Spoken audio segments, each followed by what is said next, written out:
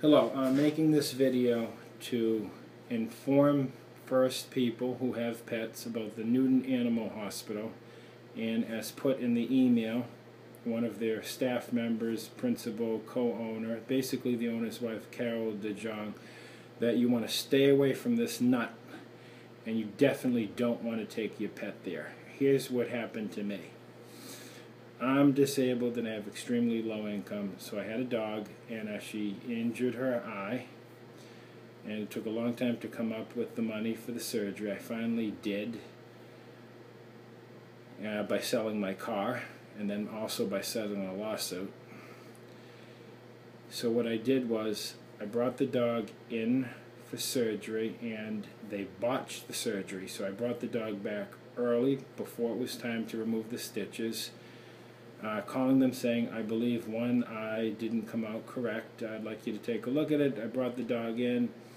The wife comes running out with the camera and she goes, oh, the eye looks perfect. The surgery came out great. I also pointed out that there was one stitch that was short and pointy and might damage the dog's eye, might be causing a problem. It ended up that it did cause an ulcer. It would have been nice if they had removed it. The staff there is great, I have to say. The doctor is pretty good. I don't have too much of a problem with him. It's the wife that I think is a criminal. I think she's mentally unstable and exceptionally greedy from my experience. Now, she comes running out. It's obvious, everyone pointed out, and I was concerned about one of the dog's eyes. That's why I brought her. She comes running out saying, oh, the eye looks great, and she was taking pictures. I immediately knew, okay, something terribly wrong is going on here. So let's first start off with an email I sent them. This says, improperly done eye with stitch that caused ulcer. And you can see the picture. And then number 2, I have the picture of it says well done. That's the eye that came out really nice. Nice slice, you can see. And then I have pictures before surgery. This is when the dog's eyes were real bad, but you know, she looked okay because they were wide open before the surgery. And this is after the surgery with ulcer from one bad stitch and extreme pain.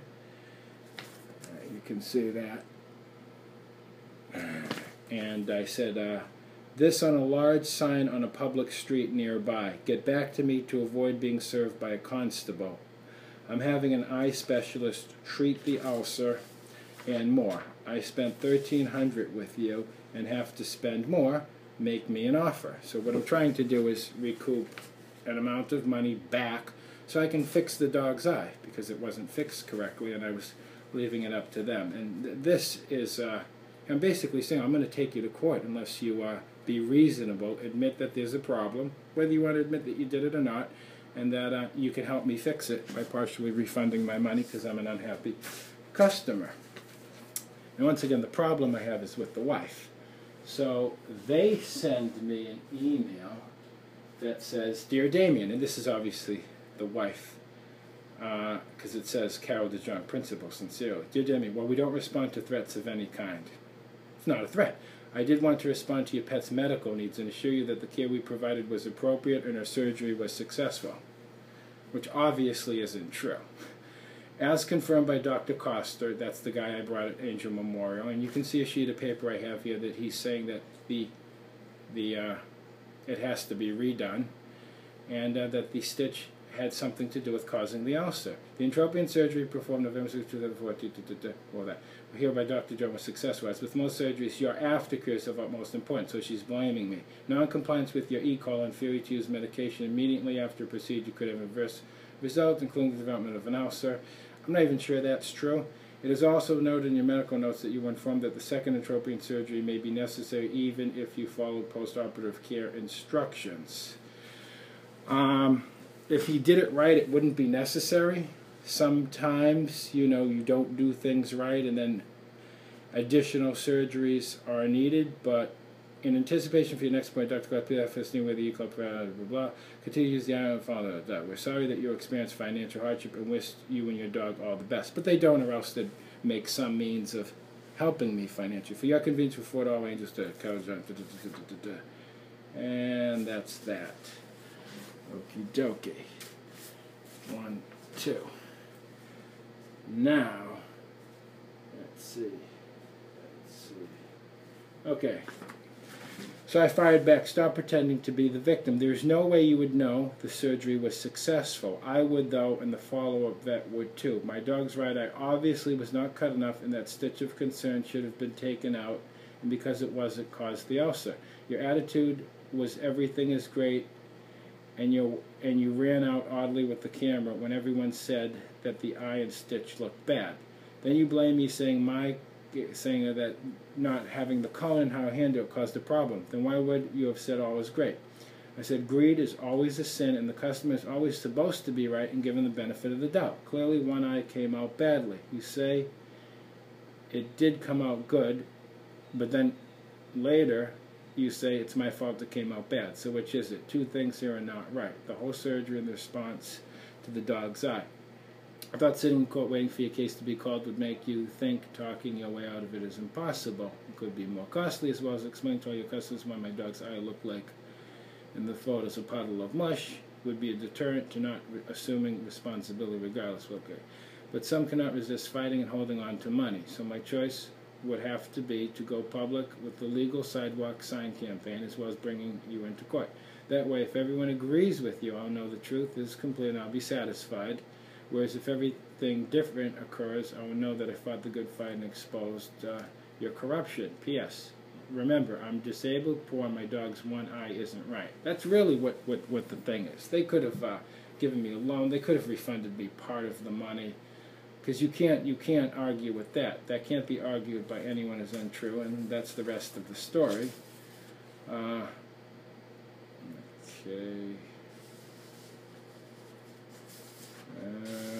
That's about that. Okay, next part. Next part, I think, is this. No. I think I'm missing some sheets. Oh, here we go.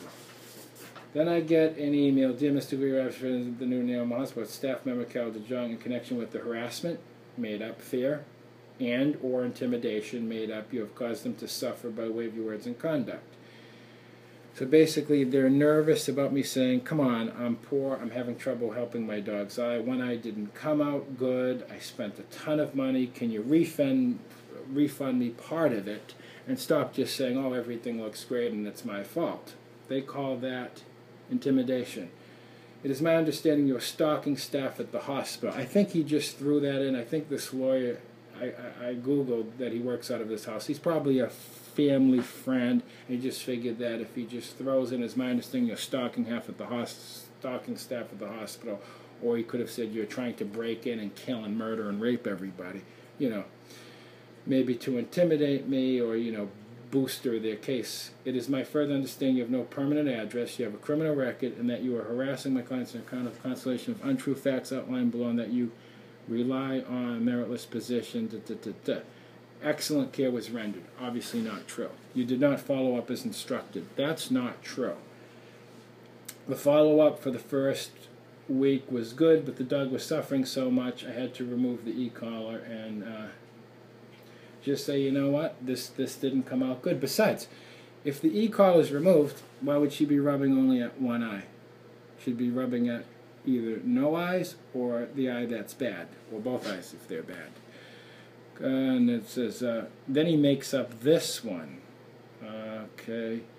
Is my further understanding that you have threatened to pick at the hospital? Sure. The staff at the hospital are frightened by you. That's not true either. You can't really be afraid unless you're a scumbag that somebody's going to take legal remedy against you. You're harassing them. You're reappearing at the hospital even though treatment is concluded. All this is kindly unacceptable. Reappearing. We'll focus on kindly need to cease all contact. Kindly stay away with that. And then it just goes on. And then he threatens me that the Newton police will find you. Blah blah blah. And you'll be returning to jail. Alan D. Hawk, Esquire. Here's a lawyer who lies, and he's a libel attorney, and threatens when it's clear that I'm just a person who has no money, who didn't get a good surgery. I said, stop pretending to be the victim. Oh, yeah. Okay. That's why I responded with the D.V.M. Okay. Newton Animal Hospital, 602 Washington Street, Newton, Mass. 02458. Telephone 617-527-2222. Okay. Okay, I'll put this here. Next part. Okay, this. You're harassing them, you're reappearing at the hospital even though treatment has concluded. Really? Is that why I took my dog to the other vet for follow-up care? And then, so when I came to the practice, why didn't Carol call the police immediately? Because you know she would if that were true. Stop lying when a person is trying to use legal remedies to recover funds from a botched operation. Stop. Your facts are clearly contradictory and your bullying tactics are pathetic. Email is an excellent way of communication, as you obviously agree. Try not to lie, lawyer, unless you feel I'm completely in the right. And I also brought up that don't try to illegally block me with your preemptive strike and retaliation for me explaining my legal constitutional recourse. Do I have a right to picket on public sidewalks? Yes. And this is also an activity for which a permit is not required. However, picketing must be done in an orderly, non-disruptive fashion. The pedestrians can pass by the entrances, blah, blah, blah. Conference with police, what do I do? Da, da, da. Stay calm, be polite, don't run, don't argue, resist or obstruct police, even if you are innocent, you believe it. Da, da, da. In some states, you must give your name. To identify yourself, you have to provide ID, da, da, da, and blah, blah, blah. Generally, you don't have to ever identify yourself. You can remain anonymous with police. Just so you know, unless, you know, they're investigating a crime. This is the last thing I sent them. This lawyer was told by below statements by Carol as he claims. Or, Carol is unaware Laura Allen is blatantly lying. My recommendation would be to tell the truth and reprimand the disposal. I just feel responsible due to morality and ethics in making it clear to you how this lawyer is representing you or possibly misrepresenting you. So the gist of the case is I spend all my money trying to fix my dog's eye who's suffering. One eye doesn't come out good. They immediately say, oh, everything's great, everything's beautiful. So, you know, obviously, you know, okay, why is the wife saying this? And then when I send them an email saying, come on, it's time to give me something, make some offer, make me happy, even if you think it's my fault, which you obviously don't, but even if you think it's my fault, maybe if you care about the dog, you could do a partial refund, which I'd even pay back, so I can just get the dog treatment and fix the eye. Oh, another thing they didn't tell me that is, and they knew both my pit bulls because they've met them before, if you have a dominant, kind of, not aggressive, but kind of a hunting type of strong-willed pit bull, and you bring home another dog that just had surgery or that's injured, the other dog will try to kill her, or at least attack her. So when I brought the little do home here, the brown and white dog comes over to her, goes behind, tries to mount her, and tries to attack her. So for 1 week, and I have one room, which is where I'm living, I had to separate the dogs. They had to basically, both dogs had to be tied up to suitcases with rocks in them. And for 7 days, I could hardly eat, drink, or move. They could never be left alone. So if they had told me that, I might not have gone along with the surgery. I probably would have too. But so anybody who's getting surgery who has 2 pit bulls, if one pit bull happens to injure a paw or comes back from surgery, and you have another type of dominant type dog, they'll try to kill her. They'll try to kill her. So you got to keep them separated for at least a week, or if they are together, you got to be extremely careful. And you probably want to have an extra person in the room. So that's the gist of it. It'd be great if you, hopefully people Googling the Newton Animal Hospital want to find out more about it will come into this, unfortunately, 15-minute long video. But feel free to call them. Remember, the staff will answer the phone. There are 2 girls. They're absolutely fantastic. It's sad that they work there, but they're really, really, really, really, really good at what they do. The husband, who's actually the vet of the Howie Carr show, I don't really know what to think about him. I think he's kind of a victim of his wife.